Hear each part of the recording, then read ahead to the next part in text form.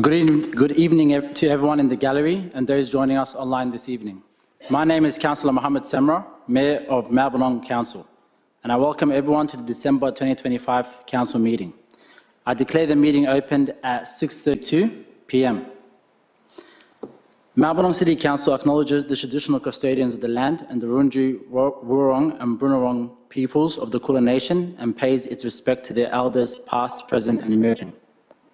I remind everyone to switch phones off or turn to silent. I also advise the gallery that this meeting is being recorded and will be available on Council's website. All care is taken to maintain your privacy, however your presence may be recorded.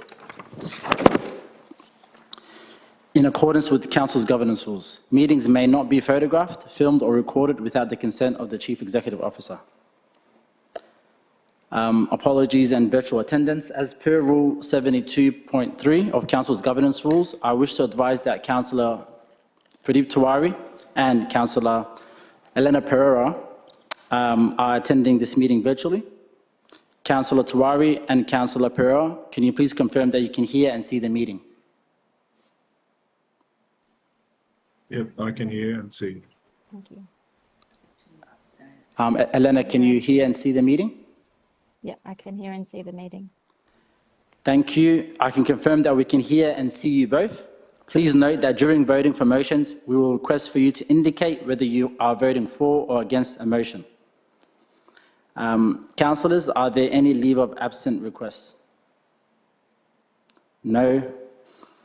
Conflicts of interest in accordance with Local Government Act 2020, do any councillors have a conflict of interest in relation to any of the agenda items? No. Also, as this is our final council meeting for the year, I want to take a moment to acknowledge all those joining us, whether you're here in the gallery or tuning in from home. Thank you for your engagement, your feedback, and your ongoing commitment to our community throughout 2025.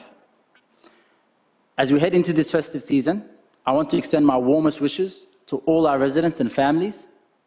I hope this time brings rest, connection, and joy after what has been a big year for all of us and this city. We also have some wonderful events coming up. Our Christmas carols in Yarraville will take place on the 20th of December, and we'll be welcoming the new year with celebrations at Fusco Park. So if you're around, please be sure to attend. I encourage everyone to check out our website or social media channels for details on any other events happening around this period. Thank you again for being part of our community's journey this year. And I'd also like to extend a thank you to all our officers, all council staff for the work that is either seen or unseen. So thank you very much. With that. Excuse me, Mayor. Yep. I realise that no councillors have a conflict of interest, but as the CEO, I do have a conflict of interest in regard to item 14.1, so I will leave the room for that matter. Thank you so much, Celia. Okay, we will now begin with public question time.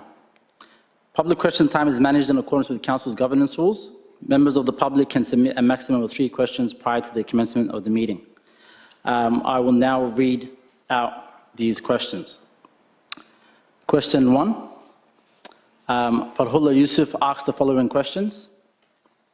The 2025, question 1, the 2024-25 council expenses report shows a large variation between councillors, with some claiming over 10,000 and others claiming less than 300. Could council explain how it assesses whether such differences reflect objective workload differences and confirm that all claims, including those by Councillor Lamb and Councillor Clark, met the policy test of necessary and reasonable? Can I please get the Director for Corporate and Customer Service to respond? Thank you, Mayor, and through you. All councillor expenses claimed and those reimbursed by council are determined in accordance with the councillor support and expenses policy. The policy sets out the criteria and type of expenses that can be claimed, including, for example, carer and dependent related expenses, conferences and seminars, professional development and a range of other costs incurred by councillors in their role. The policy is determined in accordance with Section 41 of the Local Government Act 2020 and specifies the procedures to be followed by councillors in applying for reimbursement and for council in reimbursing those expenses. Councillors have a maximum allocation each financial year with a higher allowance for the Mayor, which recognises the additional workload required. Thank you for that. Question 2 from Fadullah Yusuf. Councillors recorded conference and training claims ranging from 0 to more than 7,000 in the 2024-25 period. What approval process ensures consistency and fairness in access to training opportunities? And how does Council verify that conference attendance by councillors such as Councillor Lamb and Councillor Clark aligns with strategic or community benefit requirements? Can I also please get the Director for Corporate and Customer Services to respond? Thank you, Mayor, and through you. All councillor conference and seminar attendance similarly is determined in accordance with the councillor support and expenses policy, which requires that councillor training and development expenditure will be tested against the following key criteria. Firstly, A, whether it is relevant to the councillor's role, B, is it in the interest of the municipality, and C, is it consistent with legislative requirements requiring to professional development training for councillors. All training and conferences attended by councillors have met this criteria. Councillors are provided with a range of training and development opportunities as well as compulsory training to ensure they are well equipped to fulfil their role of councillor. It is important that councillors continue their professional development to enhance and facilitate their skills and knowledge and ensure that they can continue to represent the interests of the community. Thank you. Question 3 from Fadullah Yusuf. Some councillors claimed no expenses while others claimed several thousands dollars. How does council ensure consistent access to training, events and travel opportunities, avoid uneven uptake among councillors, and monitor whether differences reflect choice, workload or structural inequity within council processes? Can I also get the Director for Corporate and Customer Services to respond? Thank you, Mayor, and through you. All councillors are provided with the same entitlements each year, with the exception of the Mayor of the Day, with respect to councillor support and expenses policy. It's also reliant on the individual discretion of the councillors as to how they utilise this policy based on interest, development needs and their capacity to attend. Yep. Thank you, Fadullah, for your questions. We now move to Ash Brown, who asks the following questions. 1. The Council's bike strategy was endorsed 5 years ago. It is halfway through the 10-year period and not a single major project has been built. This is despite several projects expected to be completed by now. When will the Council allocate budget to bike infrastructure and actually build something meaningful? Can I get the CEO to please respond? Thank you, and through you, Mayor. Council continues to plan, develop and deliver cycling initiatives through a range of programs. Whilst delivery of the Bicycle Strategy 2020 to 2030 has achieved a number of bicycle infrastructure improvements across the city, its delivery has never been linear.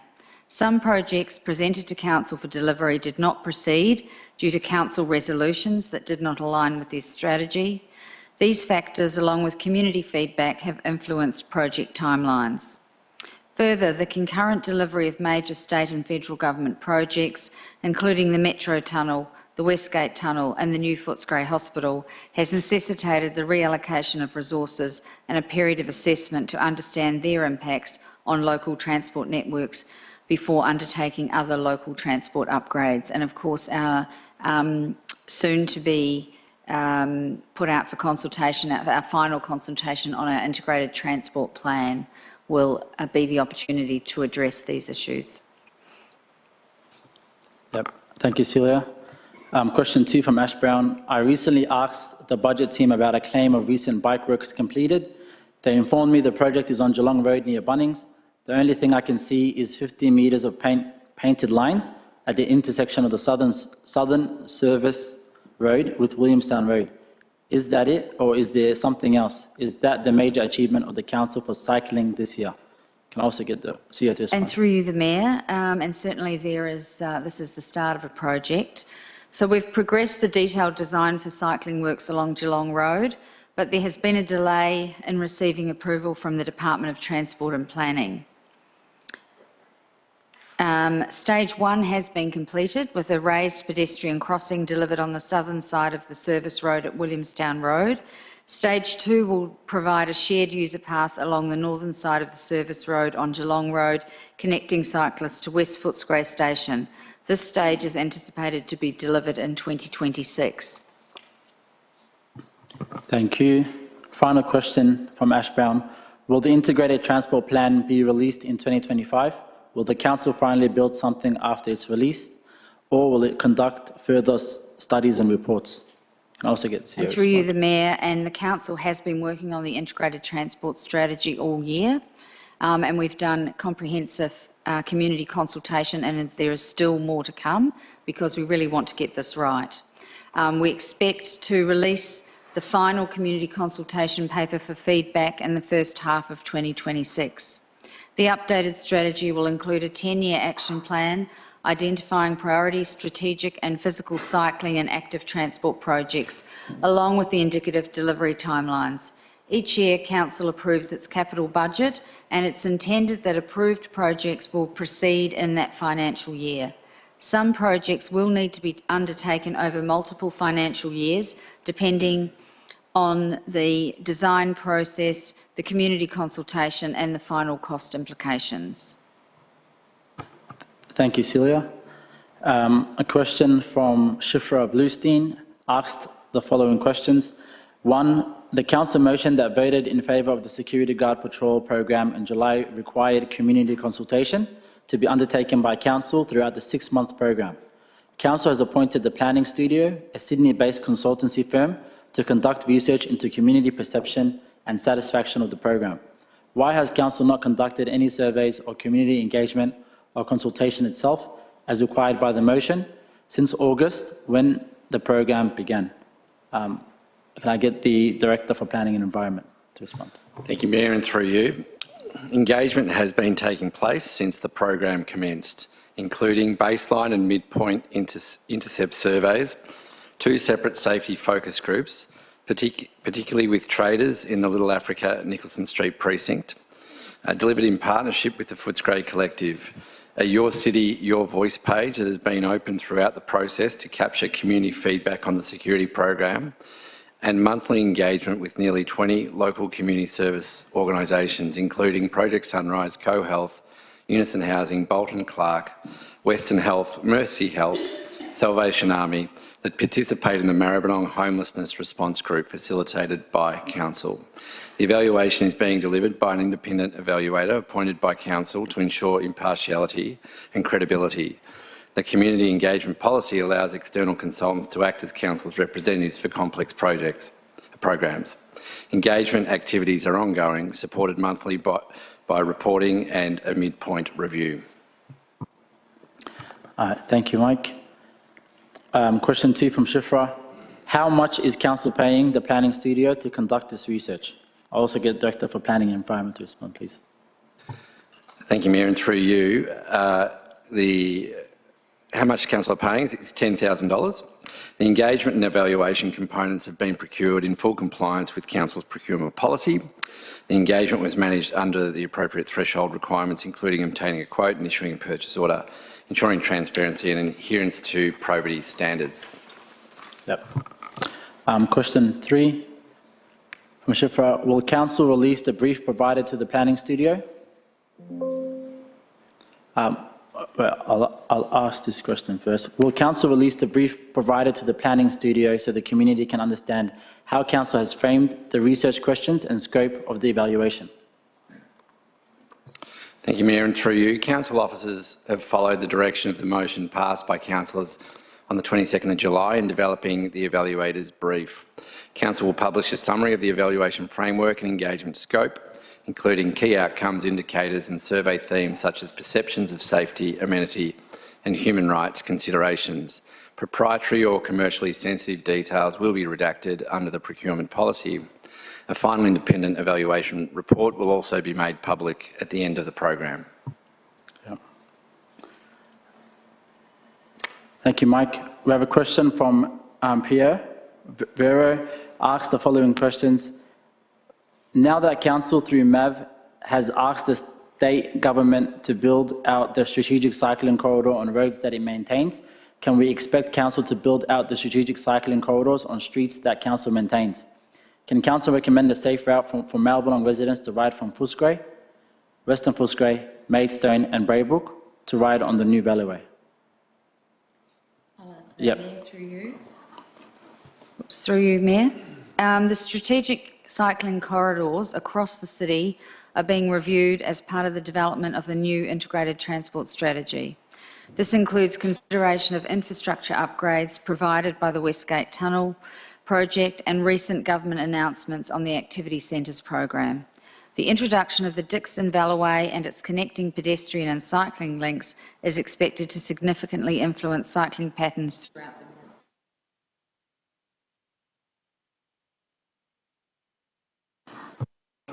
Question 2 from Pierre.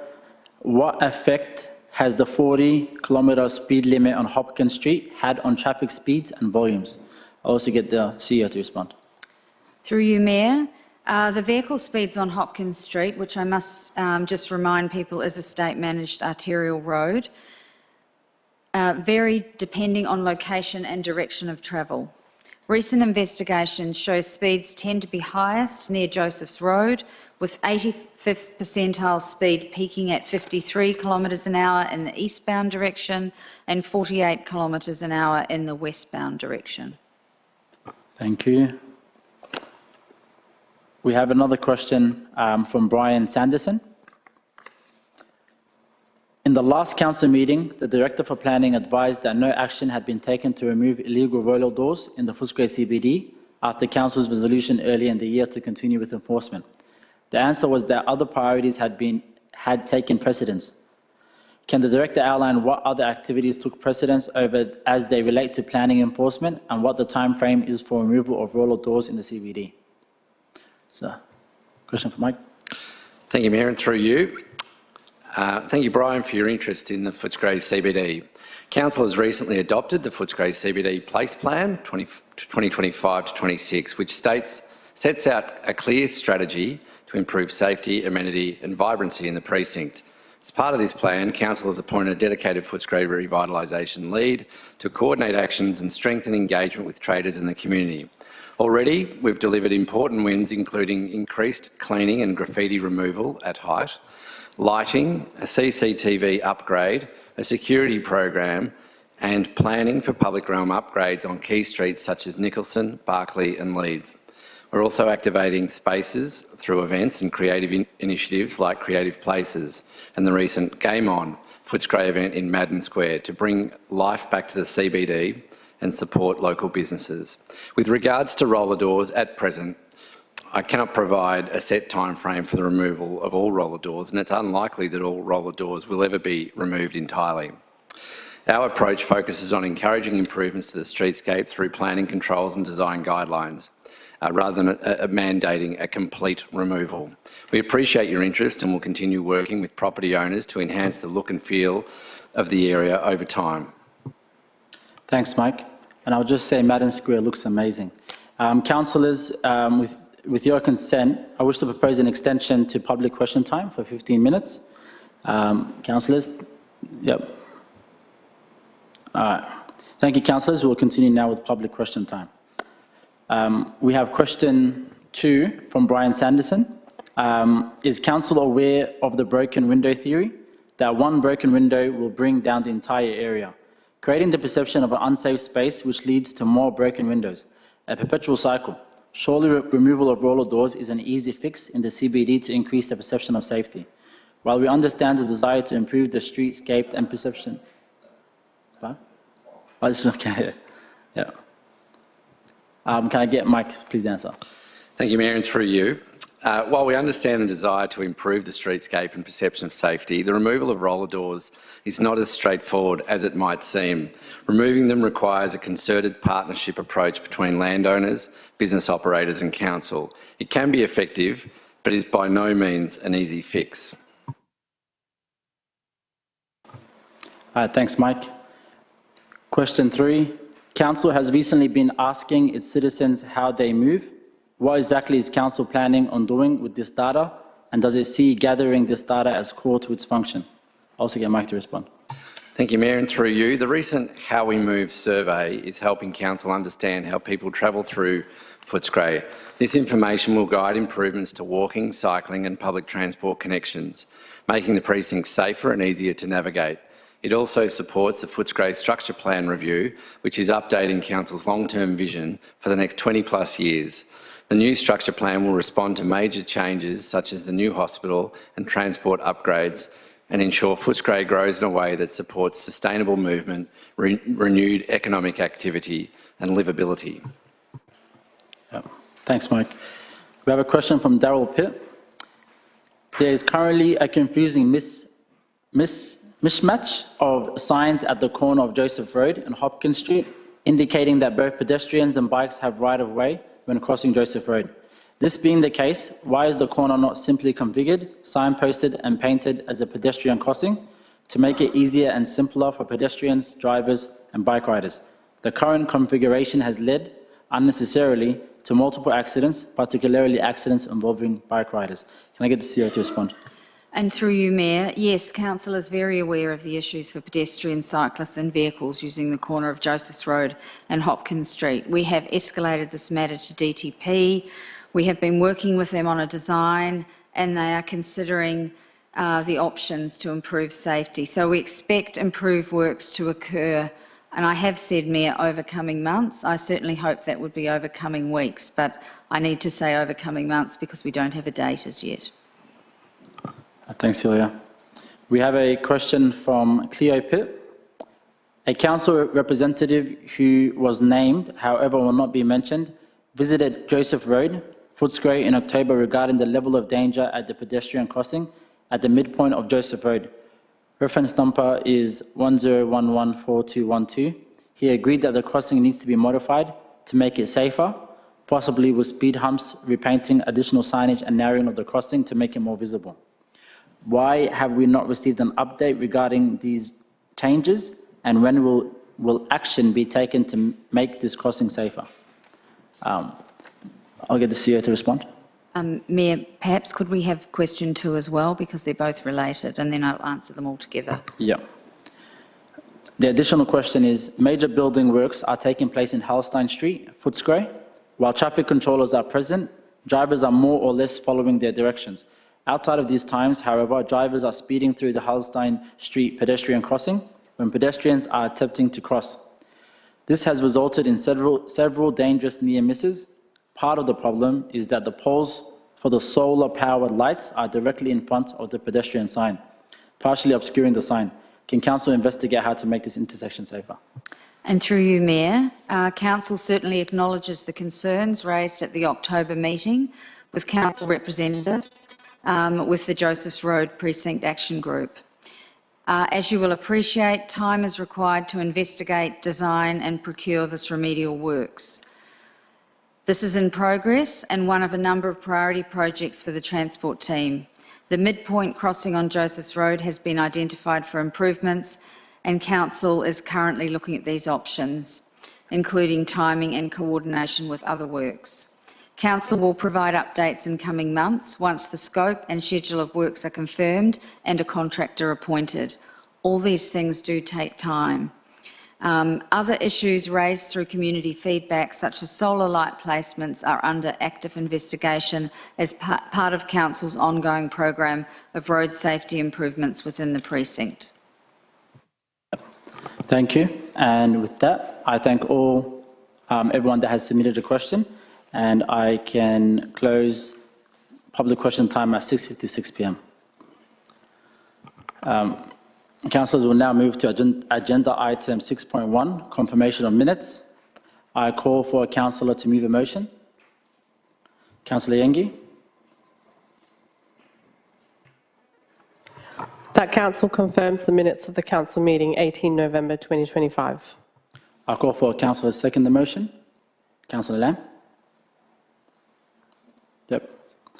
I will now put the motion to a vote. Councillors, please cast your votes.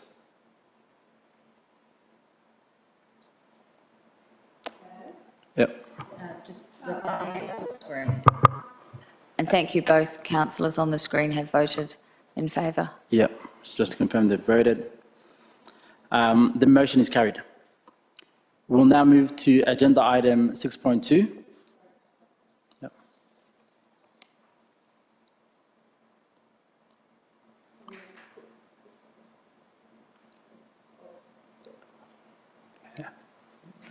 The motion is carried. We'll now move to agenda item 6.2, confirmation of minutes, 19th of November 2025. I call for a councillor to move a motion. Councillor Lam. That council confirm the minute of the council meeting 19th of November 2025. Yep. Call for a councillor to second the motion. Yep. Councillor Meredith. And I will now put the motion to a vote. Councillors, please cast your vote. Yep. Motion carried.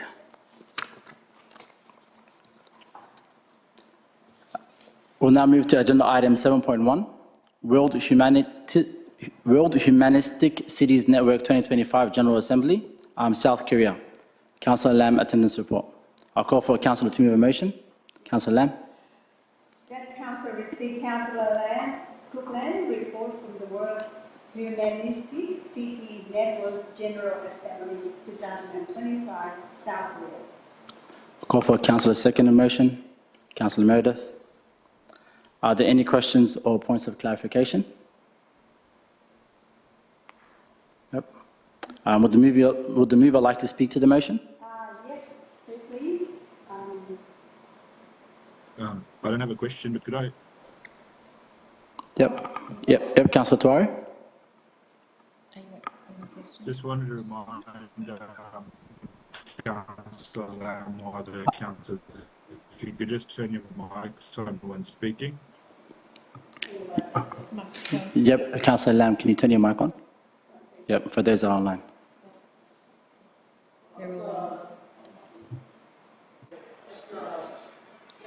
This off? Oh, it's on now. Okay. Just briefly, our council, we've received an invitation from Andong City, from South Korea, last couple of years, to the mayor, Councillor Pradeep Tiwari, and myself. Fortunately, I got support from, thank you very much, all councillors, to support me to attend this conference from the 5th to the 8th of November 2025 to the Andong City Council in South Korea. The World Humanistic City Network held is the first General Assembly from November the 5th to the 9th of November 2025 in Andong Council. And it's bringing together city leaders, scholars, and cultural representatives to advance human-centered urban development and global cooperation. The theme of this conference, the General Assembly, was building a people-centered world through humanistic reflection, exchange, and collaboration among cities worldwide. I attending from the 5th to the 8th of November 2025. Is the location at the city of Andong is locating approximately about 4 hours by car from the international airport Seoul, and it's recognized as a heritage area characteristic by modern and extensive infrastructure.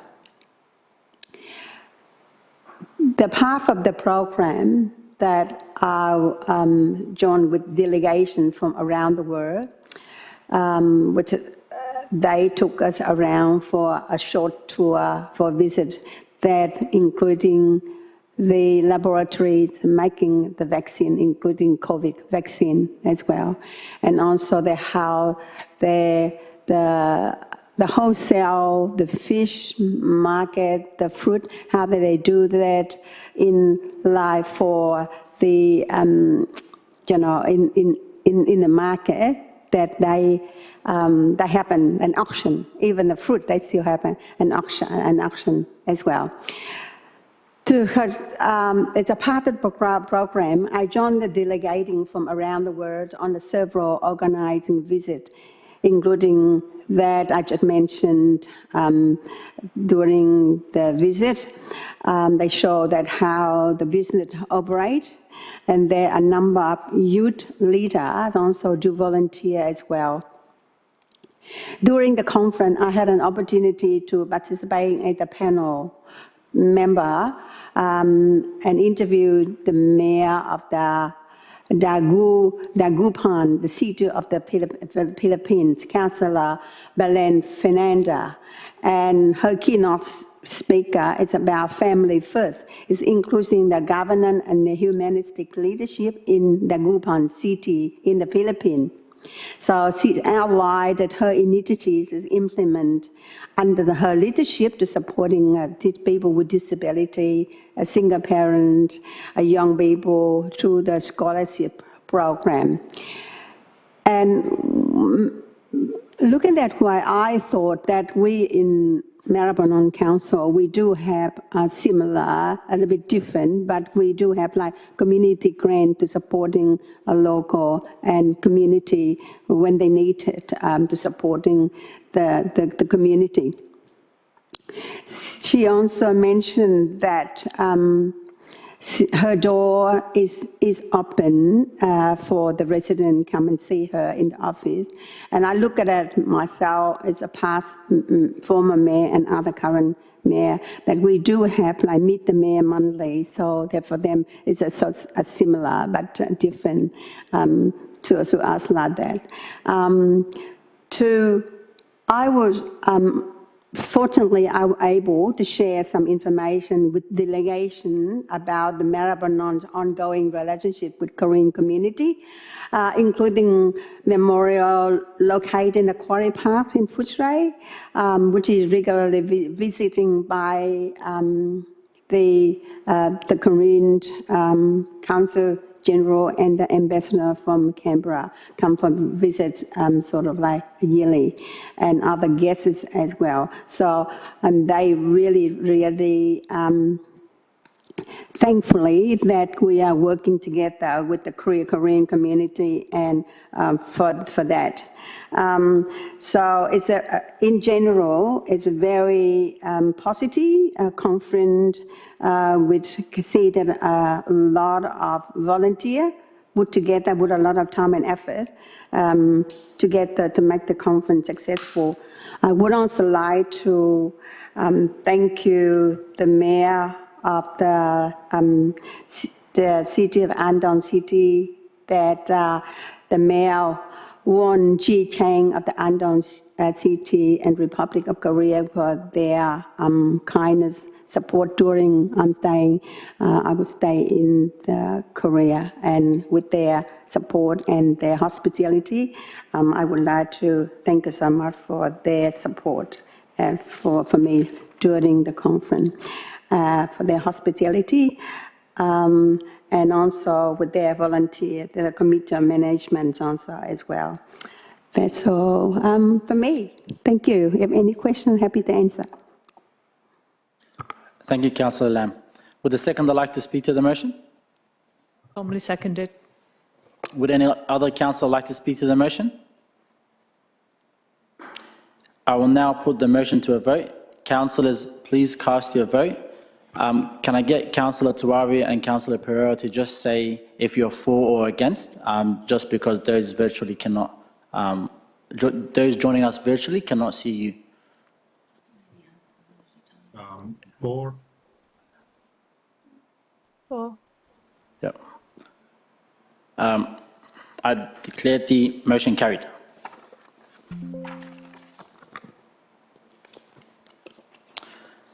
We'll now go to agenda item 10.1, tree management policy and guidelines. I call for a councillor to move a motion. Councillor Yangi.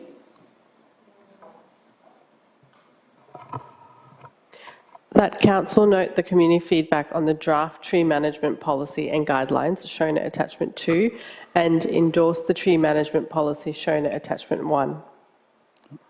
Call for a councillor second motion. Yep. Councillor Thomas.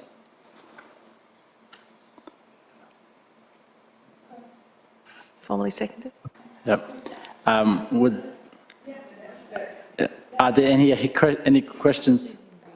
Yeah, she read out the motion. Yeah. Would any other councillors like to speak to the motion? I'll just briefly, firstly, thank all the residents and our community who provided input into this draft management policy. Again, I know that it takes a bit of time. We put out quite a lot of different documents out there for community to review and provide input into. So we are grateful for every single person that takes the time to provide input into this.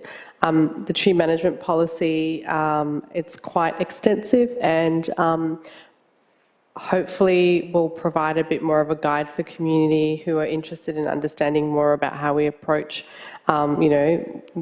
tree plantings in neighbourhoods. I know that I get lots of queries from community members about the trees in the areas, why they've been planted. I also get lots of queries about tree removal. There's quite a lot of information in the policy, so I encourage everybody to review once and if it's been endorsed, to review and reach out if there's any questions. Thanks. Would the seconder like to speak to the motion? Yeah, just a couple of things. Maribyrnong we have a lower than, I guess, a lower tree canopy cover than people would probably like, and in an increasingly changing climate, it's really important to have trees in the urban environment because they provide not just clean air, they filter the air, but they also provide a lot of shade where our urban environments have a lot of concrete and steel and asphalt, which is really hot and it sucks up the heat during the day and it spits it out later. So the hard surfaces keep the heat in and the trees help to sort of cool the urban environment. So they're very, very important parts of our urban environment. And with the climate and the soils that we have in Maribyrnong, it's actually quite hard for our officers to put trees everywhere. And because in some of our suburbs we have really narrow nature strips, and sometimes they're not even nature strips; they're little strips of asphalt. So it makes it even more difficult. However, we are trying to increase the number of trees that we've got in the urban landscape so that we can cool things down, so that people can have a little rest under a tree when they're walking to and from the shops or school or the train station. And our officers are going to do vacancy audits, which is very exciting. I find this very exciting because I'd really like to, see each house have a tree out the front so that they can love that tree and nurture it while they live in that house or unit or townhouse or wherever they live. So thank you to the officers for putting this together. We've got some amazing, fantastic trees. My favourite one is down in Crookshank Park. It's a massive river red gum. It's before you walk over the creek. It's so beautiful. There are tawny frogmouths in there occasionally, and if you're lucky enough to get to see one when you're down there, it's great. And so I'd love everybody to have one of those in front of their house, but I know that's not going to happen. So thanks for putting this together. And if you do want a tree in front of your property, there is a process. Jump online and you can speak to one of our officers about it. Thanks. Would any other councillors like to speak to the motion? Councillor Pereira. Yes, thank you. I'm looking forward to a time when all our ecological strategies and policies and asset register are co-located digitally on our website because we're amassing an excellent suite of resources. And the opportunity we have now is to ensure that they are part of our shared story with the community and enable deep participation and shared stewardship. I'd like to have us have a clear idea of our current tree canopy cover and a clear action plan on how we can prioritise increasing the canopy. People requested greater tree canopy, and I'd like to see us meet our 20% tree canopy coverage a lot sooner than 2024, because we know that it's crucial from a climate mitigation and adaptation perspective as well. And yeah, if you'd like a tree and you can't find the button, you can also give me a call or send me an email because I'm happy to help. Thank you. Thank you, Councillor Pereira. I will now put the motion to a vote. Councillors, please cast your votes. And can I get Councillor Pereira first to say if she's for or against the motion? Yes, for. Councillor Tawari? For. Declare the motion carried. I'd also advise councillors that there are no planning reports to be tabled at the meeting. And no petitions.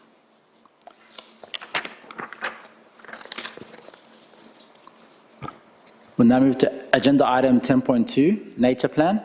I call for a councillor to move a motion. Councillor Thomas. That council endorse 1, the Nature Plan 2025 to 2035, shown at attachment 1, and 2, the Action Plan 2026 to 2028, shown at attachment 2. Can I call for a councillor second motion? Councillor Meredith?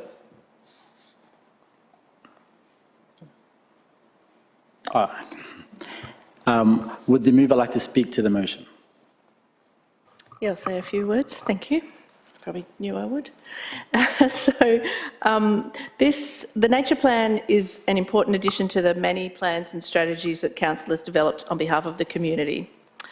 And I'm really glad to see the use of Wirrarung language for the Maribyrnong River, the Maribyrnong. It's really great that that's been incorporated throughout the document, recognising the traditional owners of the country that we work on, because it's such a privilege working on country, and that's with a big C, not a small c. And the work that council officers do with our community to nurture and protect and enhance habitat and biodiversity is exceptional. Maribyrnong doesn't have much remnant vegetation or habitat, but council and the community has worked together to grow these special natural places that our community can enjoy, and that also provides home for our non-human animal friends. So thanks to the council officers and the members of the Friends of Cruikshank Park, Maribyrnong River Valley, Newell's Paddock, Stony Creek and the more newly formed Joseph Road, who have for decades volunteered their time, energy, enthusiasm and expertise to create special places that kind of come under the umbrella of the Nature Plan. And I think it's worth noting that what the plan goes through is that pre-colonisation Maribyrnong looked very different.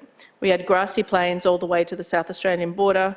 We had riparian woodlands with centuries-old river red gums, which I mentioned earlier. We had estuarine flats closer to the Birrarung or Yarra River, and we had a range of species present, like chocolate lilies, which we still do have, and the growling grass frog, which are in some parts of Maribyrnong. So there's a lot of actions in there. There's a lot of work that's ongoing work, but there are some new ones. And so I'm really hoping that we can extend the work that we're doing through this plan, and that we can, that council can consider the unfunded actions, hopefully in the next budget cycle, because I think this is a really important new addition to that suite of plans and how we build the kind of environment that we want to live in, and that includes incorporating nature into the urban environment. Thanks. Thank you. Would the second like to speak to the motion? Yep. The Nature Plan provides a clear evidence-based framework for restoring biodiversity, strengthening habitat corridors and embedding ecological care into the city's long-term planning.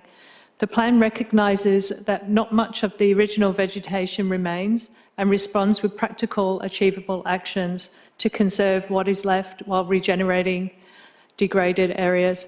It also meaningfully acknowledges the caring for country, traditional owners, the ecological knowledge and cultural leadership, and commits to collaboration that will improve outcomes for both nature and community. Importantly, it also addresses the major pressures facing Maribyrnong: habitat fragmentation, pollution, pest species, climate emergency. It outlines guiding principles that prioritise resilience, connectivity and long-term stewardship. And it aligns strongly with broader environmental commitments and with community expectations for healthy waterways, greener neighbourhoods and accessible natural spaces. Would any other councillor like to speak to the motion? Councillor Pera? Yes, thank you. This is a very beautiful document. It's inviting and accessible, and I just want to sincerely thank the community, the friends groups and the council team for their effort and dedication in its creation. The community engagement highlighted strong support for the plan's direction and a shared commitment for conserving and restoring nature in our community and prioritising Indigenous planting program and protecting open space. I'd also like to investigate more opportunities for creating and expanding the green corridors through nature strip garden planting, including street reserve corridors abutting council assets, as well as identifying key routes, particularly those that are strategic migratory corridors between the Maribyrnong River and Stony Creek. It also highlights the need to commence a conversation around the defence site land and its potential for ecological conservation and First Nations land and its contribution to mitigation and adaptation in the context of the climate emergency. Thank you. Thank you, Councillor Pera. I will now put the motion to a vote. Councillors, please cast your vote. Councillor Tawari, can you state how you are voting? For. Councillor Pera, can you state how you are voting? For. I declare the motion carried. Now move to agenda item 10.3, Maribyrnong Library Strategic Plan 2026-2030. I'll call for a councillor to move a motion. Councillor Lam. That council, number one, note the feedback from the community on the draft Maribyrnong Library Strategic Plan 2026-2030, shown attachment 2. And number 2, endorse the Maribyrnong Library Strategic Plan 2026-30, shown at attachment 1. I'll call for a councillor to second the motion. Councillor Yengi. Are there any questions or points of clarification? Would the mover like to speak to the motion? Yes, briefly, Mayor. Firstly, I would like to thank you, the staff, or Director Maria Wias and Alex Massina, Manager Creative Community, for their hard work and it's producing some amazing document and also consultation with the community. And thank you for the community to have their input and saying to what they would like to see for their library and for the future. There's a number of programs there. I encourage that the community involved and community enjoy and come there to see that is your library. It's not ours, but it's your library, and enjoy that and have a lot of input into it. And thank you again. Thank you, Councillor Lam. Would the second like to speak to the motion? I'll just say a couple of things. Firstly, just to thank our team for putting together this draft strategy. It's quite extensive and quite a lot of work went into it. Also wanting to thank our community for the input that they've provided. The strategy sets a clear vision for how our libraries will continue to serve as vibrant, inclusive and future-focused community spaces. But they are more than just shelves of books. They are also they are gateways to lifelong learning, to digital inclusion and social connection, and provide free access to knowledge, technology and programs that empower people of all ages and backgrounds. And I believe, in a time where digital skills are essential, our libraries help to bridge that gap. And for us, that ensures that nobody in our community is left behind. So, thanks again to our team for putting this strategy together.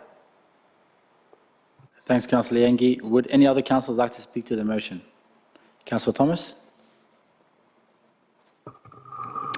Thank you. Just to add to what Councillor Yengi and Councillor Lam have said, I'd like to thank our community for loving our libraries so much, because we have hundreds of thousands of people who come through the doors of the five sites, I think, every year, and that's more than that's bigger stats than anything else probably that we do, any service or that we provide, or any programming that we provide that council provides for the community. So they're really exciting places.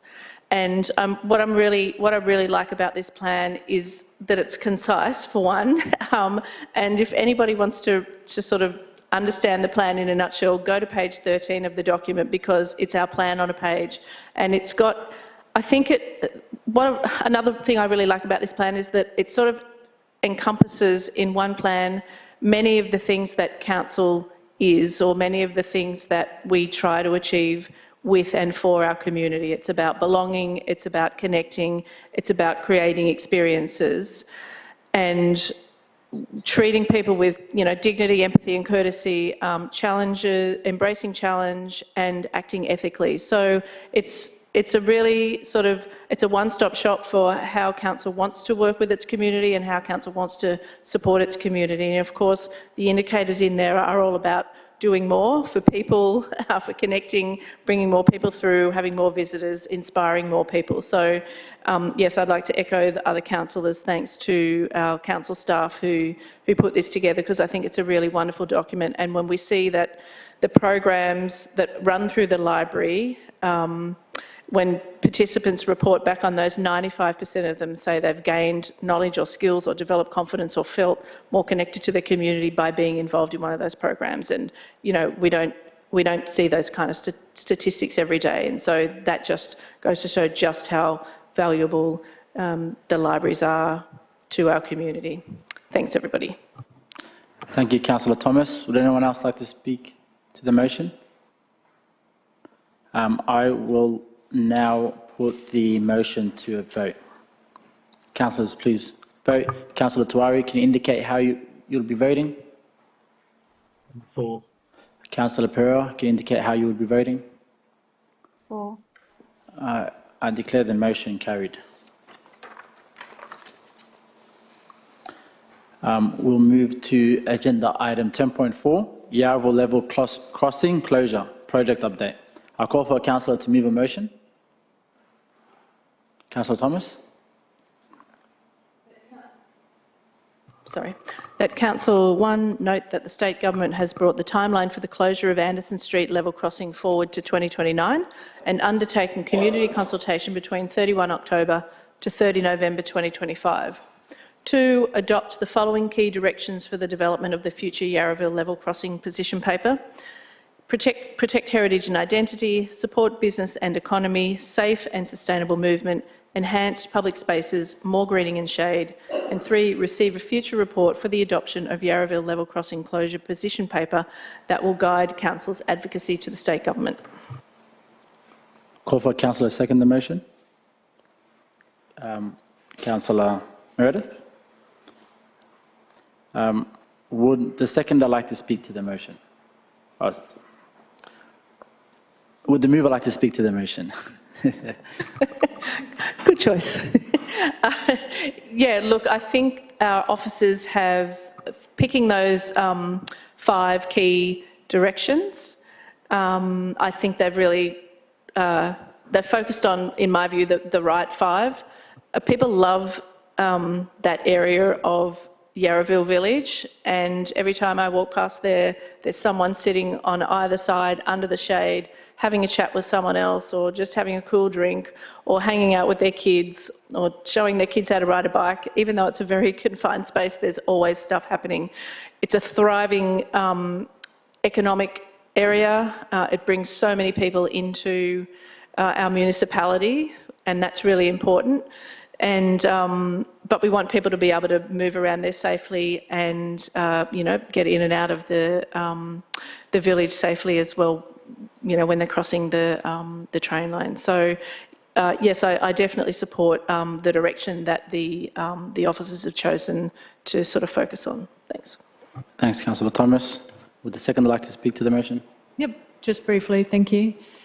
So yeah, like Councillor Thomas, I agree that the 5 directions here are really good. It's the closure of Anderson Street level crossing will change how people move through Yarraville and how businesses operate as well. So it's and it's a really loved area. People are really, keen to keep the area protected, keep it looked after. They want to know that there's a safe crossing underneath too for people with mobility aids, prams, bikes, older residents. So and also lots of greening as well. People are keen on that. So I think it's a really good direction that council's moving in with this. Yep. Thanks. Thank you, Councillor Meredith. Would any other councillor like to speak to the motion? I will now put the motion to a vote. Councillors, please cast your vote. Councillor Tawari, can you indicate how you would be voting? For. Councillor Pereira? For. I declare the motion carried. Agenda item 10.5, awarding of contract 134826 mobile garbage bin supply, distribution, maintenance and radio frequency identification system. I call for a councillor to move a motion. Councillor Thomas. That council resolve to 1, award 4 separate suppliers for contract 1348-26 as follows. A, Part A to Mastech Australia Proprietary Limited based on the tendered lump sum and schedule of rates at an estimated contract value of $1,511,854, ex GST. B, Part B to Mastech Australia Proprietary Limited based on the tendered lump sum and schedule of rates at an estimated contract value of $127,428, ex GST. Part C to Four Seasons Waste Proprietary Limited based on the tendered lump sum and schedule of rates at an estimated contract value of $1,701,411 ex GST. And Part D to Step Global based on the tendered lump sum and schedule of rates at an estimated contract value of $485,756 ex GST. 2, awards parts A and C of contract 1348-26 for a maximum term of 6.3 years, commencing 14 March 2026 and expiring on 30 June 2032. 3, awards parts B and D of contract 1348-26 for a maximum term of 6.6 years, commencing 1 January 2026 and expiring on 30 June 2032. And 4, delegate authority to the Chief Executive Officer to A, exercise the extension provisions for contract 1348-26, parts A to D, in accordance with the contract terms, and B, award additional services in line with the specification, such as the supply of glass bins under Part A of the contract and the distribution of glass bins to households under Part B of the contract at such time that Council endorses a position on curbside glass implementation. Yep. I call for councillor to second the motion. Councillor Meredith. Would the mover like to speak to the motion? I just want to say that even though this seems like a very boring or slightly boring kind of process, it's really important because we spend a lot of money, as people can see, on supplying mobile garbage bins and taking them out to houses and units and repairing them. And what I think is the most important part of this project and this report is the RFID, I've just forgotten what it's called, the radio frequency identification system, because that means we can track where the bins are, whether they're actually lost or stolen, when they need to be replaced, and that'll be that'll bring some really good efficiency gains for council and probably also some financial gains as well. So thanks to the officers for going through this extensive process of bringing this to council. Yeah, thanks. Would the seconder like to speak to the motion? Only to agree with Councillor Thomas that it does sound like it's a boring sort of area, but it's a really important area, and it's great to see that you'll probably get your bin back as well if you do lose it. So with the RDIF thing, so it's great. Thanks. Yep. Thank you. Would any other councillor like to speak to the motion? Okay, Councillor Pereira. Yeah, well, just that everybody should get excited. This is roads, rates and rubbish. This is our core business. Everybody loves it. And but also just to highlight that we're not committing to glass recycling bin, and at this point in time, it's just a option in this contract, and that we retain our position that more work needs to be done on in mitigation, but also in creating a system that doesn't require more trucks on local streets and more bins to be produced and stored in local properties. Would any other councillor like to speak to the motion? Okay, I will now put the motion to a vote. Councillors, please cast your vote. And can I get Councillor Tuara to indicate how you'll vote? For. Councillor Pereira? For. I declare the motion carried. We'll now move to agenda item 10.6, awarding of contract 1351-26, Creative West Lead Design Consultancy. I'll call for a councillor to move a motion. Councillor Thomas? Sorry, I don't want to do all the talking tonight.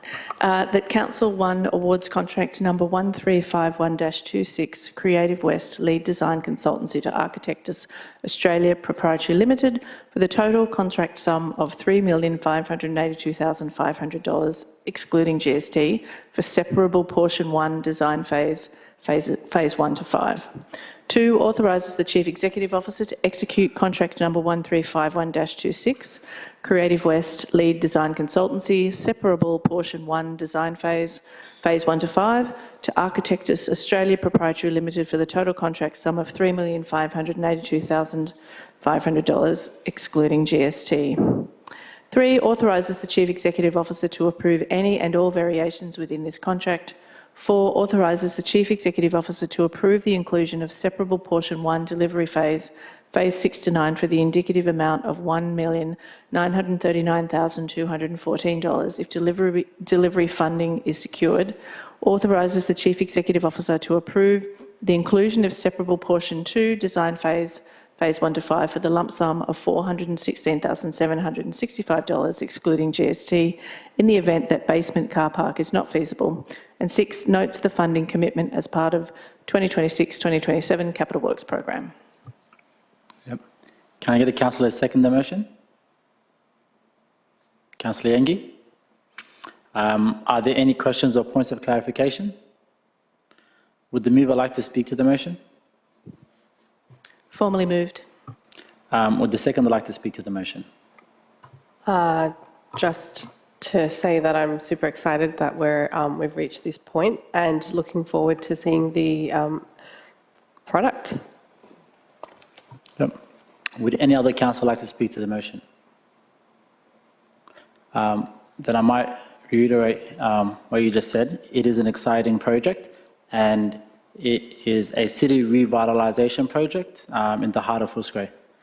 And, you know, in January this year, the Commonwealth Government announced $5 million to support the planning and design. And hopefully we can, you know, advocate for some greater support and see this project eventualised. Would the mover like to exercise right of reply? No, thank you, that's fine. Okay, then I will now put the motion to the vote. Councillors, please cast your vote. Councillor Tuari, can you please indicate how you would vote? Yes, for. And Councillor Pereira? For. I declare the motion carried. We'll move to agenda item 10.7, response to notice of motion 2025-11, business attraction incentives for Footscray CBD. I call for a councillor to move a motion.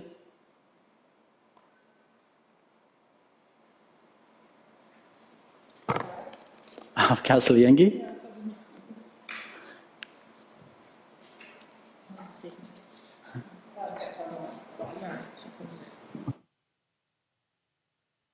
Yep, all right, good, we're good to go. That council received the report responding to notice of motion 2025 2021/11 business attraction incentives for Footscray CBD. 2, note the legislative, operational and program design constraints associated with implementing a 9-month pilot program to waive council fees and fast-track approvals for new businesses in the Footscray CBD. 3, request that further research and assessment be undertaken which considers but not limited to assessing legislative feasibility for waiving planning and health-related fees. B, defining clear eligibility criteria for new businesses. C, developing a communication strategy to manage expectations regarding the 30-day fast-track process. 4, request a further report to Council which considers a refined proposal that addresses identified risks, includes detailed program design and outlines financial implications, and note that Notice of Motion 25/11 Business Attraction Incentives for Footscray CBD remains open until a final report is presented to Council for consideration. Can I get a councillor to second the motion? Councillor Tuari. Are there any questions or points of clarification? Would the mover like to speak to the motion? Just briefly, wanting to thank officers for their swift response. This motion came into Council last month in November, and although officers have been unable to 100% fulfil the report that was intended to come back due to the complexity of the information that they're seeking to produce, I do want to thank them again for moving so quickly and for coming back to us this month with an update on where they're at with this motion. I look forward to receiving the proposed recommendations early next year in terms of next steps for councillors to take and/or to endorse. I would also just like to mention to our existing business operators out there to encourage them to contact council, their local trader associations, or to reach out to the ward councillor for any queries they may have regarding support from council, as council does offer a number of different supports and services to our business community, who are an invaluable part of our fabric. So if you are a business operator and you do have any issues or queries or would like support from council, I encourage you to reach out to council directly, reach out to your ward councillor, and or have a chat to your local trader association for further support and guidance. Thank you, Councillor Yangi. Would the seconder like to speak to the motion? Yep. Yes, thank you, Chair. Look, I wanted to express my disappointment with the time and the outcome we have in front of us tonight. The intent of this notice of motion was simple and practical: to trial a targeted, time-limited package to help fill the large number of empty shops in the Footscray CBD, and to make it easier and cheaper for new businesses to open their doors. In other words, a clear and simple welcome mat for new operators in the heart of Footscray. Now, I fully acknowledge the work of our officers have done to outline our existing support, the business concierge, bid grants, festivals and activations, the business elevate vouchers, and the new revitalisation lead, the live music action plan, and all of that is valuable, and I want to thank the staff for their effort on that. I also want to acknowledge that the report itself describes Footscray CBD as being at a pivotal moment, with vacant shop fronts and slowed street activity, and that it talks about the need for targeted, proactive measures to position Footscray as a dynamic, low-barrier destination for entrepreneurs and investors. That language is exactly in line with what this motion was trying to achieve, and we all know that Footscray is not the same as the Seddon or Yarraville other business centres. There's no other precinct in our city with this scale of vacancy along key streets like Barclay Street, Nicholson Mall, Leeds Street and Hopkins Street. And Footscray is a gateway to and from the Melbourne CBD. We've got thousands of people passing through every single day, but we are not converting them into shoppers and diners at the rate we would like. And if you're like me and you go down regularly and speak to shopkeepers, you'll know that a large number of shops have either shut down, sold up, or are just hanging on for reasons we all know. So while I welcome our longer-term revitalisation work, our mental health hub, creative burst, our place-based activations, I remain very concerned about the here and now for existing traders and for new operators who are considering Footscray but are nervous about the costs and red tape.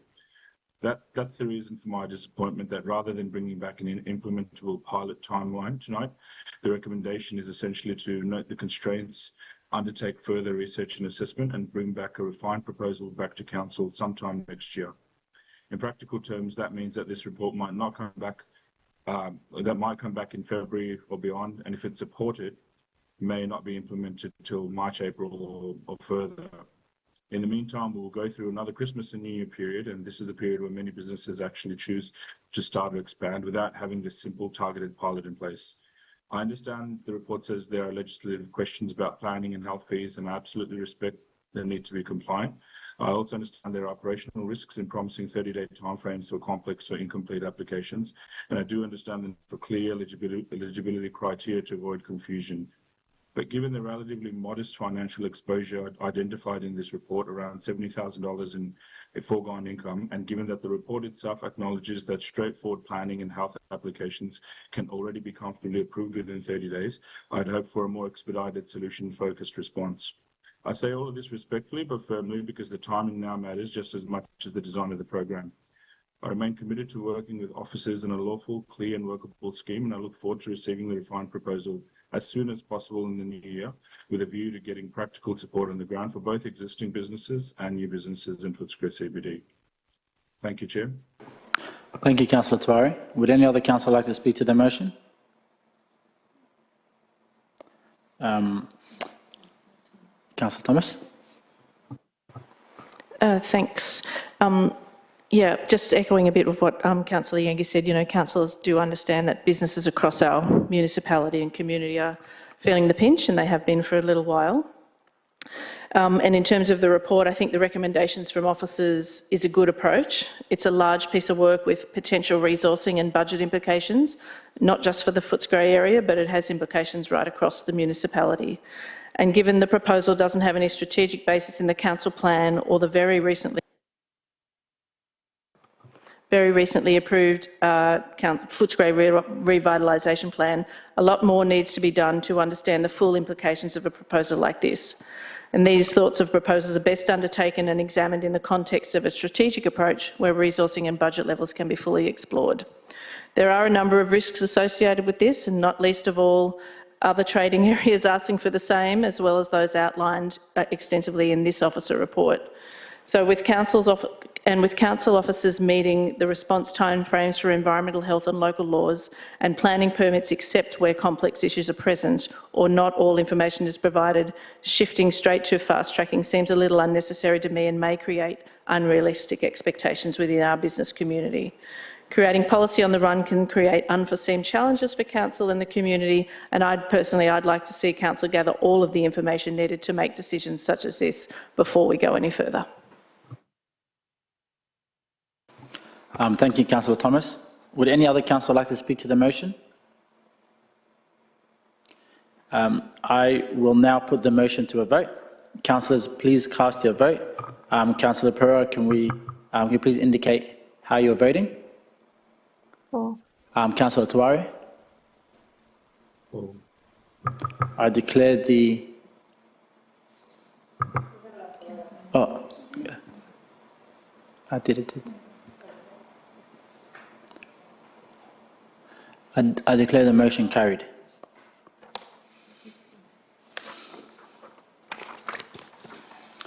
We'll now move to agenda item 10.8, Councillor Committee and Advisory Group appointments for the 2025-26 period. I call for a councillor to move a motion. Councillor Thomas. Wants to move it. That Council 1 approves the 2025-26 councillor appointments for all committees and advisory groups effective from 9 December 2025.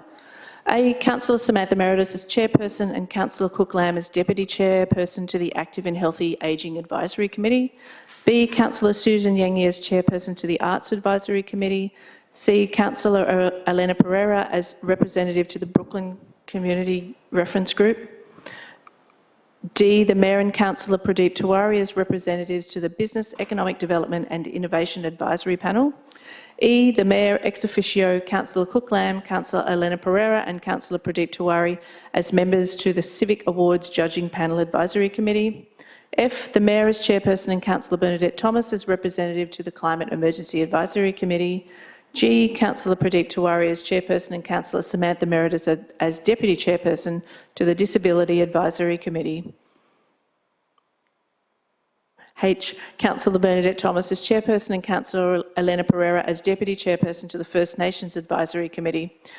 I, Councillor Mohammed Semra as representative and Councillor Bernadette Thomas as substitute representative to the Footscray Park Master Plan Advisory Committee. J, Councillor Susan Yengi and Councillor Elena Pereira as gender equity ambassadors. K, Councillor Samantha Meredith as representative and Councillor Cook Lamb as substitute representative to the Heritage Advisory Committee. L, Councillor Samantha Meredith as chairperson and Councillor Cook Lamb as deputy chairperson to the LGBTQIA+ Advisory Committee. M, the Mayor and Chief Executive Officer as representatives to the M9 Committee and Councillor Samantha Meredith as substitute representative to the M9 Committee. N, Councillor Bernadette Thomas as representative, Councillor Susan Yengi as substitute representative and the Director Infrastructure Services as the staff representative to the Metropolitan Transport Forum. O, Councillor Elena Pereira as representative and Councillor Cook Lamb as substitute representative to the Municipal Association of Victoria. P, Councillor Cook Lamb as representative and Councillor Pradeep Tiwari as substitute representative to the Victorian Local Governance Association. Q, Councillor Pradeep Tiwari as representative and Councillor Samantha Meredith as substitute representative to the Western Melbourne's Tourism Board. And R, Councillor Elena Pereira as representative to the Youth Advisory Committee. Thank you, Councillor Thomas. Can I get a councillor to second the motion? Councillor Yengi. Are there any questions or points of clarification?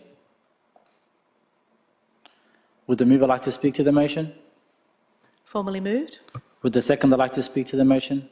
Formally seconded. Would any other councillors like to speak to the motion? I will now put the motion to a vote. Councillors, please cast your vote.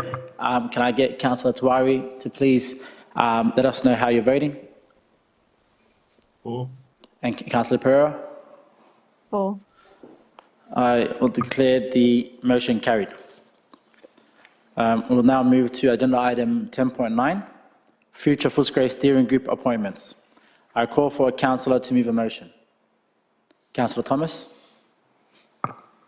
That Council 1 approves the following business, property owner and resident representatives to the future Footscray Steering Group, effective from 10 December 2025 to 30 June 2027. Peter Claire Brunel, Anthony Cavallaro, Donna Chow, Azar Habib, Tanya Caniz, Conker Malwell, Matthew O'Keefe, Jack Roebuck, Gary Williams, Najwa Yassin. 2, note that Stephen Sully has been appointed as the independent chair of the future Footscray Steering Group. 3, appoints the Mayor and Shearock Ward Councillor as representatives to the future Footscray Steering Group.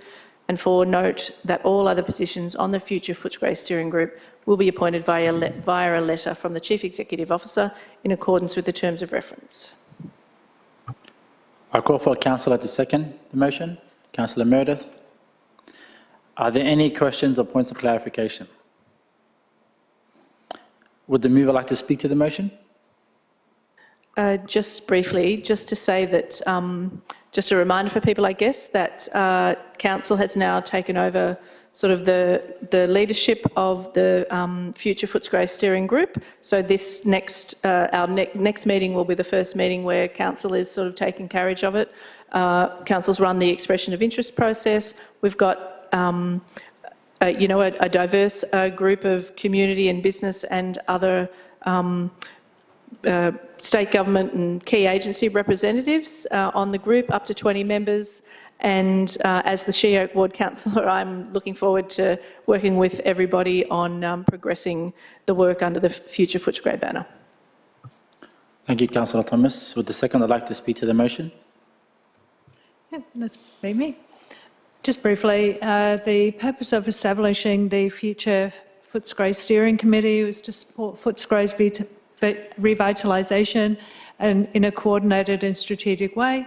Footscray's challenges and opportunities are complex, and having a structured forum with diverse perspectives will help make informed decisions. And I think it's a really great process, and I'm really excited for what it looks like next year.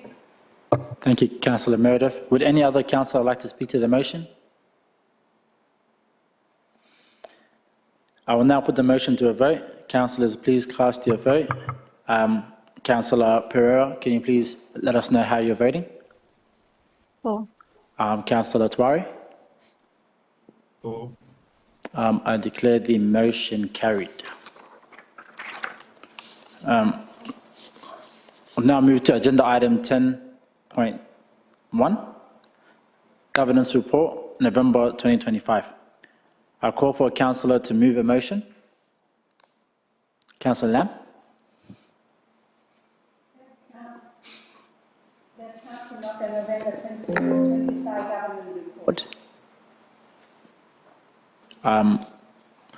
I'll call for a councillor to second the motion.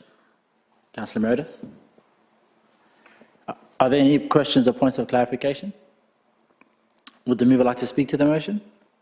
Formally moved. Would the seconder like to speak to the motion? Formally seconded. Would any other councillor like to speak to the motion? I will now put the motion to a vote. Councillors, please cast your vote. Councillor Pereira, can you indicate how you're voting? For. Councillor Tuari? For. I call the motion carried.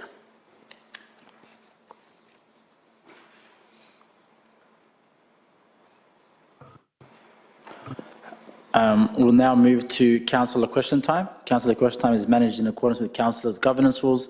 Councillor question time is limited to 15 minutes unless councillors consent to an extension. Councillors, are there any questions? No.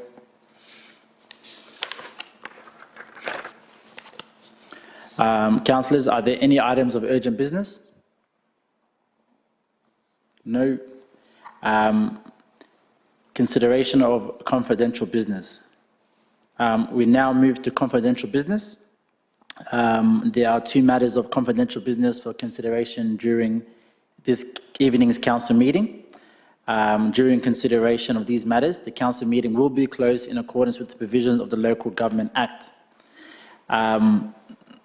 The CEO, you have a conflict of interest? Yes, through you, Mayor, I would like to declare that I have a conflict of interest in relation to item 14.1, confidential employment matter, and I will leave the meeting when the meeting is closed to the public. Yep. I call on a councillor to move a motion to close the meeting to members of the public in accordance with section 66-5 of the Local Government Act 2020. Councillor Thomas.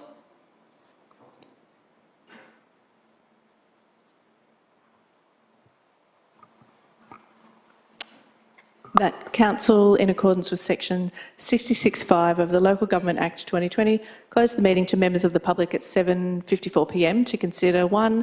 Confidential agenda item 14.1, confidential employment matter, as it contains information in relation to personal information, being information which, if released, would result in the unreasonable disclosure of information about any person or their personal affairs. And 2. Confidential agenda item 14.2, confidential commercial report, as it contains information in relation to private commercial information, being information provided by a business, commercial or financial undertaking that 1. Relates to trade secrets, or 2. If released, would unreasonably expose the business, commercial or financial undertakings to disadvantage. Yep. I call for a councillor to second the motion. Councillor Lam. I will now put the motion to a vote. Councillors, please cast your vote. Councillor Tuari, can you please let us know how you're voting? For. Councillor Pereira? For. I declare the motion carried. The meeting is now closed at 7:55.